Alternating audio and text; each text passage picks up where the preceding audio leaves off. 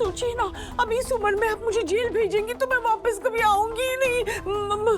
अपू बेटा, तुम मुझे मुझे माँ की तरह समझती थी ना, मानती है जो भी है। देख बेटा, मेरे से गलती होगी, मैं बता रही हूँ ना आप लोगों को, मैं ना चली जाऊंगी। हाँ, आप लोग की जिंदगी से हमेशा के लिए चली जाऊंगी, या भटकूंगी भी नहीं। मुझे माफ कर दे। क्या है माफ करने के लिए? ना आपने वैसे छोटा गुनाह भी नहीं किया ना, इतनी बड़ी गलती की है तो सजा भी बड़ी चाहिए ना। सजा? हाँ। राक्षस नहीं हो तुम, मेरे बेटे की जिंदगी खराब करना चाहती थी, अब सजा तो तुम्हें मिलेगी। कैसी सजा? मालती, इसकी तो ना झाड़ू पिटाई होनी चाहिए। सही कह रही जीजी, लगा इसकी बिल्कुल सही।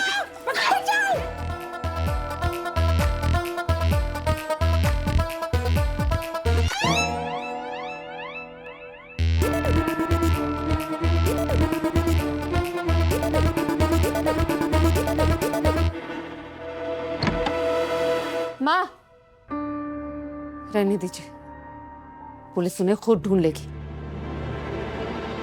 मैं पुलिस को फोन करती। दीदी, रहने दीजिए, इसकी कोई जरूरत नहीं है।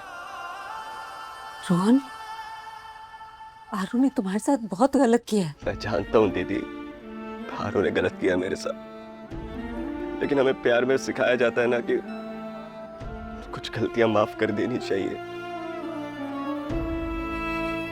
आरू ने मुझसे प्यार नहीं किया तो क्या हो गया दीदी, मैंने तो किया था। और मैं इसे जेल जाते हुए कैसे देख सकता हूँ?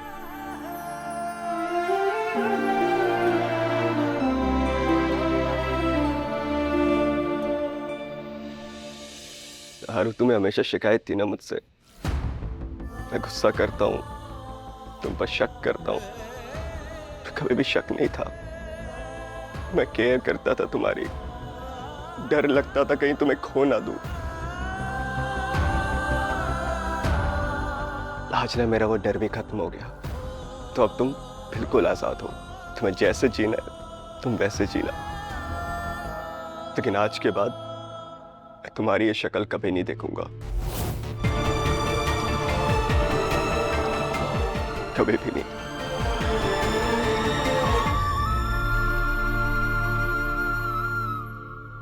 अपू बेटा, मुझे माफ कर दो, मैंने आज तक तुम्हें क्या क्या नहीं कहा। तुम्हारा रिश्ता टूटने के लिए तुम्हें जज किया, और एक तुम हो, इतना कुछ होने के बाद भी आज मेरे बेटे की जान बचाई तुमने। अगर आज तुम नहीं होती तो मेरा बेटा, मैं तो सोच भी नहीं सकती।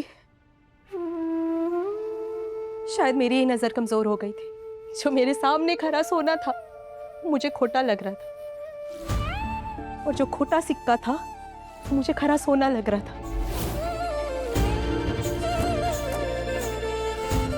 मेरे बेटे की जान बचाने के लिए मैं जिंदगी भर तुम्हारी आभारी रहूंगी।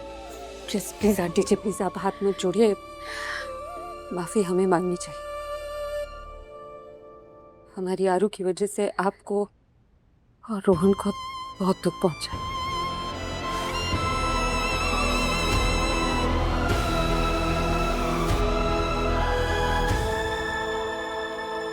सिर्फ तुम्हारे लिए मैं इस मैटर को अब आगे नहीं बढ़ाऊंगी।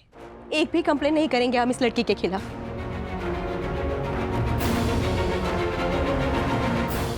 और तुम जिस भी घर में जाओगी ना, घर को स्वर्ग बना दोगी।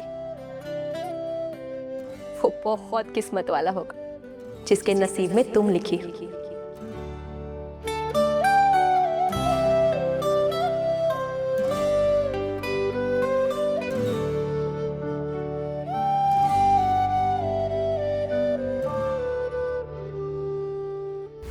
आज जब रक्षित घर पे आए तब तू कुछ ऐसा नाटक कर कि तेरी सांसें फूल रही है, तुझे चक्कर आ रहे हैं। अरे मतलब कुछ भी कर, पर ऐसा कर कि तू मर रही है। भाभी, अरे नाटक ही तो करना है। देख, तुझे रक्षित अगर इस हालत में देखेगा ना तो वो घबरा जाएगा। बस वही सही वक्त है, उससे वादा ले ले ईरा के साथ शादी का। नहीं नहीं भाभी, ये सब कुछ मुझसे नहीं होगा। मैं रक्षित का दिल और नहीं दुखा सकती, मैं उसे और धोखा नहीं दूंगी। सुधा, देख, इसे अपने बेटे के भविष्य को बचाना कहते हैं। हम जो कुछ भी कर रहे हैं वो हमारे रक्षित की भलाई के लिए तो कर रहे हैं ना। देख सुधा, अगर तूने ऐसा नहीं किया ना तो वो सड़क चाप फटीचर मिडिल क्लास लोग अपनी तलाकशुदा बेटी को तेरे सर पे बिठा के जाएंगे। इसलिए कह रही हूँ, अभी भी वक्त है, वो लोग कुछ करे उसके पहले ही अपने बेटे को बचा ले सुधा। सिर्फ 2 ही दिन की तो बात है ना, हो जा अस्पताल में भर्ती। अगर तू 2 दिन अस्पताल में चली गई ना तो हमारी इरा जिंदगी भर के लिए हमारे इस घर में आ जाएगी। और जिस दिन तू अस्पताल से घर आएगी तब चट मंगनी पट ब्याह हमारे रक्षित के लिए।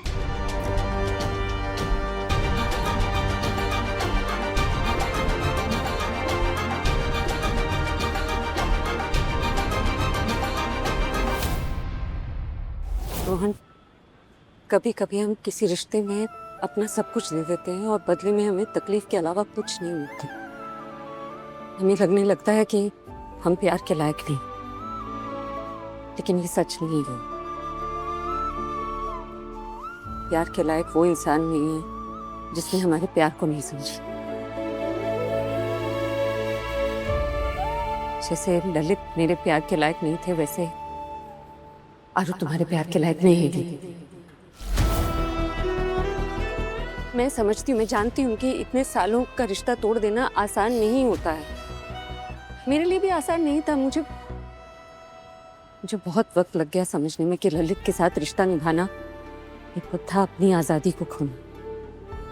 हर वक्त हमेशा उनके हिसाब से चलना, उनके डर में जीना, अपनी जिंदगी के फैसलों के लिए उनकी इजाजत का इंतजार करना। धीरे धीरे मैं भूलने लगी थी कि मेरी जिंदगी पर मेरा भी हक है। मैं समझती हूँ तुम्हारी मुश्किल, क्योंकि मैंने भी बड़ी मुश्किल से बहुत लड़ाइयाँ लड़के उस रिश्ते से आजादी हासिल की, और दुनिया की कोई ताकत मुझे उस कैद में वापस नहीं भेज सकती थी। तुम्हें भी अपनी आजादी चुननी होगी रू। लोग समझते हैं कि आजादी का मतलब है बस अकेले रहना, किसी से बिना जुड़े हुए रहना, पर ये सच नहीं है रोहन। आजादी तब भी जरूरी है ना जब आप किसी के साथ रिश्ते में हैं। किसी के साथ रहकर भी खुद को ना खोना भी तो आजादी है। सच्चा प्यार तो वो है ना जो आपको वैसे स्वीकार करता है जैसे आप हैं।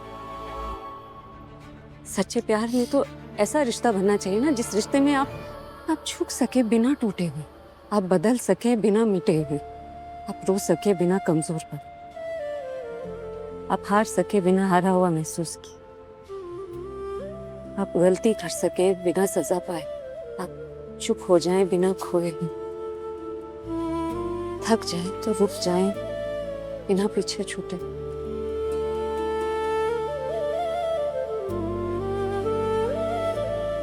सच्चा रिश्ता कैद नहीं करता, सच्चा रिश्ता रोकता नहीं रो। सच्चा प्यार तो सिर्फ आजाद करता है। आजादी देता है सोचने की, फैसला लेने की, सब कुछ करने की या फिर कुछ ना करने की, हंसने की, रोने की, गलती करने की, सीखने की, उड़ने की आजादी, अपनी पहचान बनाने की आजादी।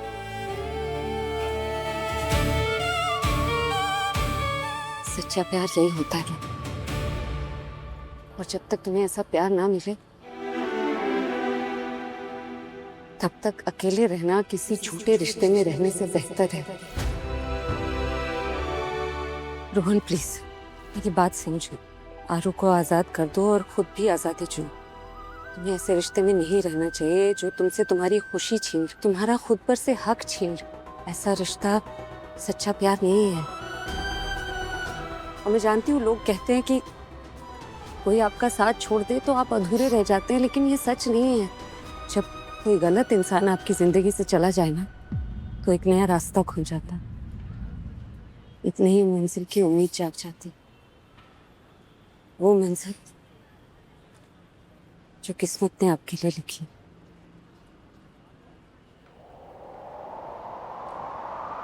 फोन रक्षित, फोन उठाओ। ये रक्षित फोन क्यों नहीं उठा रहा है?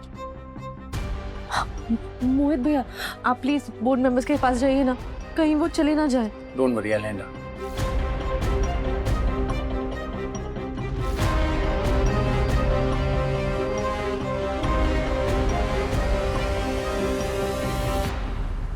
सारी गलती मेरी है। मुझे पता होना चाहिए था कि ललित की माँ कुछ ना कुछ गलत करने की कोशिश करेगी मेरे परिवार के साथ।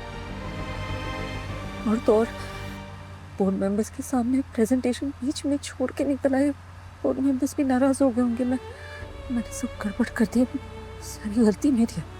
राइट, सारी गलती आपकी है।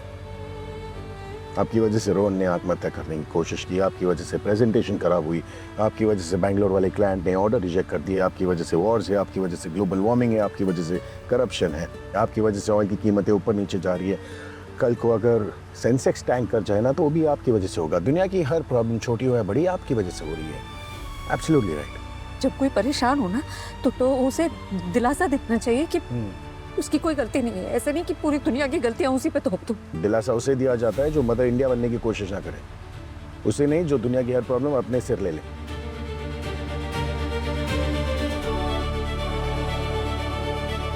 Can you relax?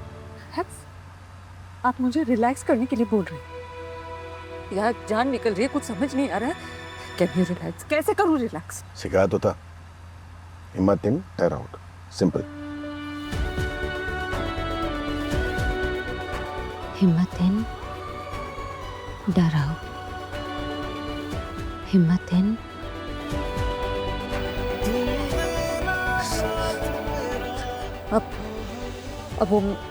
अब वो काम नहीं आ रहा।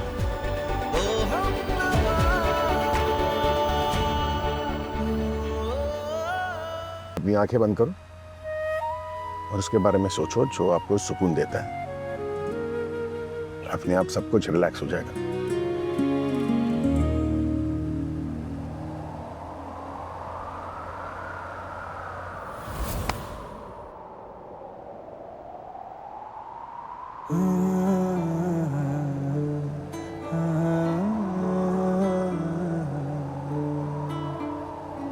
तू है तो दिल धड़कता है, तू है तो सांस आती है, तू ना तो घर घर नहीं लगता, तू है तो डर नहीं लगता, तू है तो हम आते हैं, तू है तो मुस्कुराते हैं कि तेरे बिन सो नहीं सकते, किसी के हो नहीं सकते, तू है तो हुआ?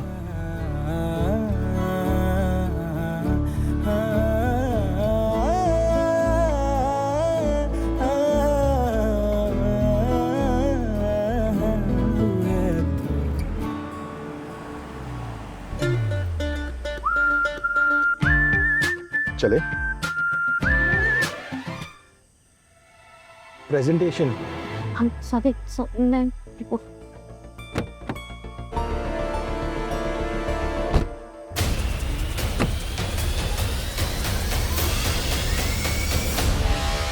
सर प्लीज प्लीज आप थोड़ा सा वेट कर लीजिए प्लीज। रक्षित आता ही होगा प्लीज। सर। जैसे ही रक्षित आएगा वो जरूर आपको एक्सप्लेन करेगा। प्लीज आप रुक जाइए ना। ये हम पिछले 2 घंटे सुन रहे हैं, अब वो आए या ना आए, ये मानसून कलेक्शन आपके हाथ से गया। Sir, I'm sorry. We are extremely sorry, sir. Mister Bhardwaj, there you are. You know, आपके पिता की सबसे बड़ी पहचान थी उनका डिसिप्लिन और उनकी कमिटमेंट। Yep. अफसोस, आपको देख के लगता है कि वो विरासत अब सिर्फ नाम की रह गई है। यू बीच मीटिंग में उठ के चले जाना, हम लोगों को जलील करना, हमारा वक्त जाया करना, ये काम नहीं, हमारी बेइज्जती है। एंड माइंड यू, ये सिर्फ हमारी बेइज्जती नहीं है, ये बेइज्जती आपके पिता ने जो नाम कमाया है उसकी भी है, जिसे आप संभाल रहे हैं, या यूं कहिए गंवा रहे हैं।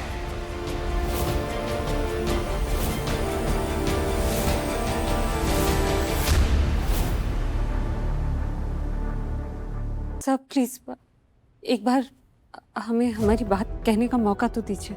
मौका ही तो दिया था आपको, पर आपने वो मौका ही गवा दिया। सर आप लोगों का गुस्सा जायज है सर। ऐसे बीच मीटिंग में बिना बताए उठकर जाना, आप लोगों का वक्त बर्बाद करना गलत है सर। I completely agree. पर एक बार हमारी वजह सुन लीजिए सर, उसके बाद आपका जो फैसला होगा हमें मंजूर है। Just give me 5 minutes sir, please. Sir आप मेरे लिए 5 मिनट नहीं निकाल सकते ना सही, लेकिन प्लीज मेरे एम्प्लॉयज के लिए निकाल दीजिए। They really deserve it sir.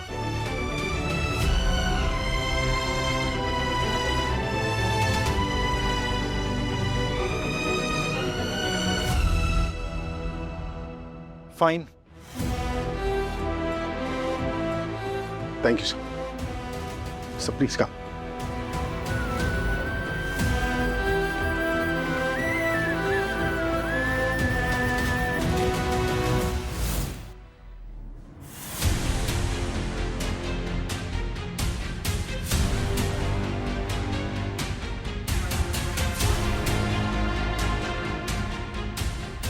देख रही हो कैसे सारे बोर्ड मेंबर्स रक्षित पे इतना गुस्सा कर रहे हैं। आज से पहले ऐसे कभी नहीं हुआ। आज तुम्हारी वजह से रक्षित के काम पर, उसके प्रोफेशनलिज्म पर सवाल उठ रहे हैं। आज उन बोर्ड मेंबर्स ने हमें मौका नहीं दिया तो इसकी जिम्मेदार तुम होगी। सर जो कुछ भी हुआ मैंने आप लोगों को बता दी।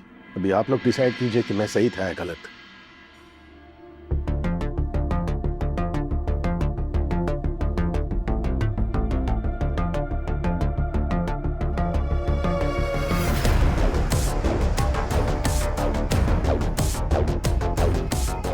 हमने रक्षित जी की सारी बातें सुनी और सुनने के बाद हमें नहीं लगता कि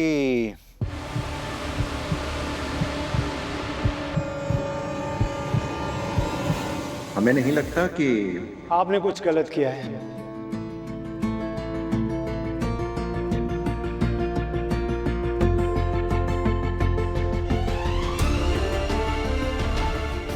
हमने बड़ी बड़ी बिजनेस मीटिंग्स अटेंड की है और ज्यादातर लोगों को अपने फायदे के लिए चापलूसी करते देखा है, लेकिन आज पहली बार एक ऐसी लड़की देखी जिसने एक बड़ा इंपॉर्टेंट प्रेजेंटेशन किसी की जान बचाने के लिए छोड़ दिया है।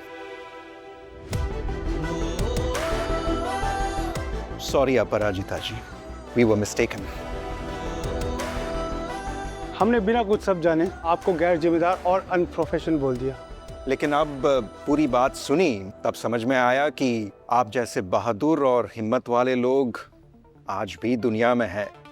ऐसे लोग जिन्होंने बिना अपना फायदा सोचे खुद को मुसीबत में डालकर किसी की जान बचा ली, किसी की भलाई की।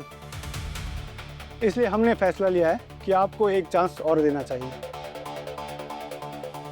Well done Aparajita ji, keep it up. Thank you so much sir.